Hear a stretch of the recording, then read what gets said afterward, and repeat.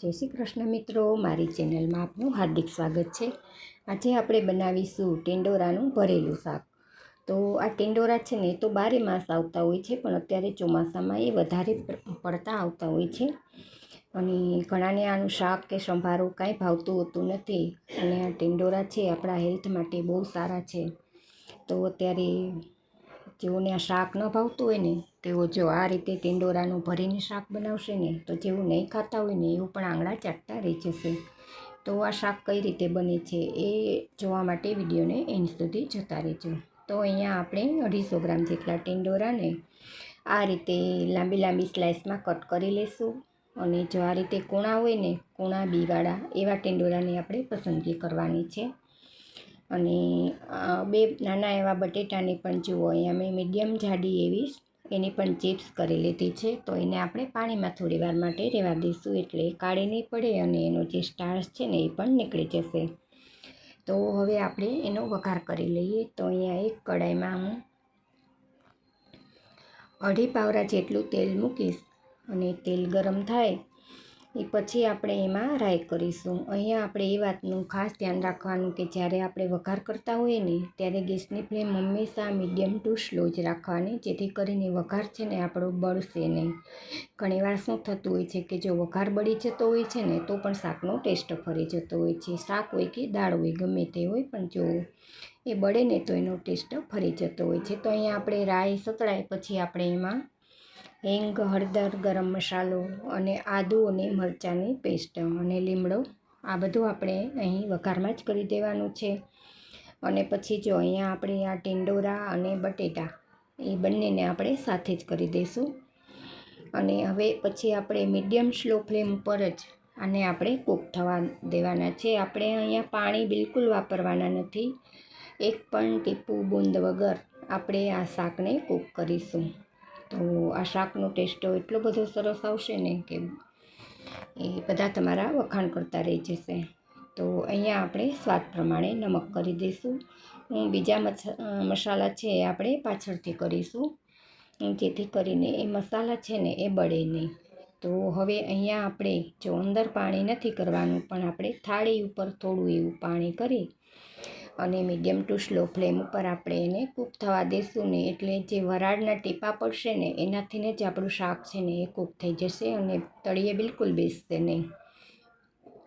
પણ વાત એ ધ્યાન રાખવાની કે અહીં તમારે ગેસની ફ્લેમ હાઈ બિલકુલ નથી રાખવાની। તો જો આ રીતે આપણે છે ને શાક આપણું 10 મિનિટ સુધીમાં કૂક થઈ જશે। ત્યાં સુધીમાં આપણે છે ને 3 થી 4 વખત આ રીતે આપણે એ થાળી લઈ અને ફેરવી લેવાનું, એટલે બધી બાજુથી સરસ એવું કૂક થઈ જાય। તો જુઓ મેં 2 થી 3 વખત ફેરવી લીધેલો છે અને હવે અત્યારે આપણે એ ચેક કરી લઈએ કે શાક આપણું કૂક થઈ ગયું છે કે નહીં। તો આપણે એક ચમચામાં બટેટાની સ્લાઇસ અને ટિંડોરાની સ્લાઇસને આપણે ચેક કરી લઈએ। તો જુઓ અહીંયા બટેટું તો છે એ કૂક થઈ ગયું છે, તો હવે ટિંડોરું પણ કૂક થઈ ગયું છે, કેમ કે ટિંડોરા છે ને એ કૂણા એવા હતા। જો વધારે પાકેલ બિયાવાળા હોય ને તો એ ટિંડોરા કડીકમાંથી કૂક નથી થતા, એટલા માટે આપણે કૂણા હોય ને એવા ટિંડોરાની જ પસંદગી કરવાની। તો હવે આ સ્ટેજ ઉપર આપણે અહીંયા લાલ મરચું પાવડર કરીશું। અહીંયા મેં કાશ્મીરી મરચું વાપર્યું છે।